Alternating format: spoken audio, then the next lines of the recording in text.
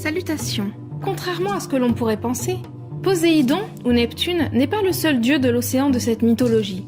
Là où l'Olympien est le maître incontesté des mers et de ses créatures, il y vit également un être singulier, simple et discret, connu sous le simple nom de Vieux de la mer. Nérée, ou Protée, père des Néréides, est son vrai nom. Un don de clairvoyance lui est attribué, attirant la convoitise de nombreux héros, et un passage de l'Odyssée d'Homère y fait mention.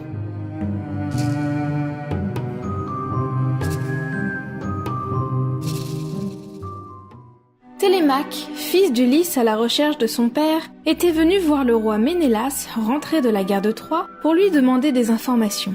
Celui-ci lui fit ainsi le récit de son voyage, et notamment de la période où son navire fut arrêté sur une île plusieurs jours à cause de l'absence de vent.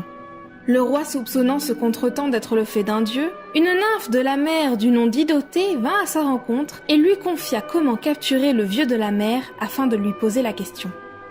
Quand le soleil tournant là-haut touche au zénith, on voit du flot ce prophète des mers. Au souffle de Zéphyr qui rabat les frissons de sa noire perruque, il monte et va s'étendre au creux de ses cavernes.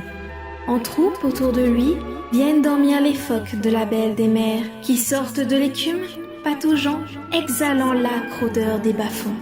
En parcourant leur rang, il va compter ses phoques. Quand il en aura fait 5 par 5 la revue, près d'eux, il s'étendra comme dans son troupeau d'ouailles un berger. C'est ce premier sommeil que vous devez guetter.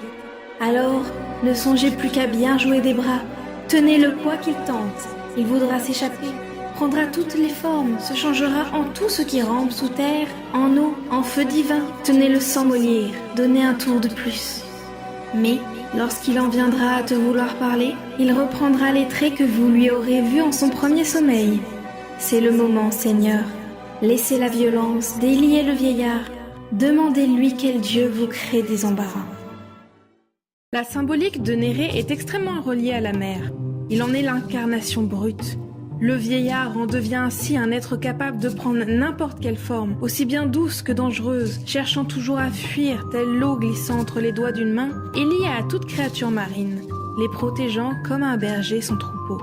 L'évocation du dieu sortant de l'eau au milieu des phoques pourrait presque faire penser au mythe du Selkie.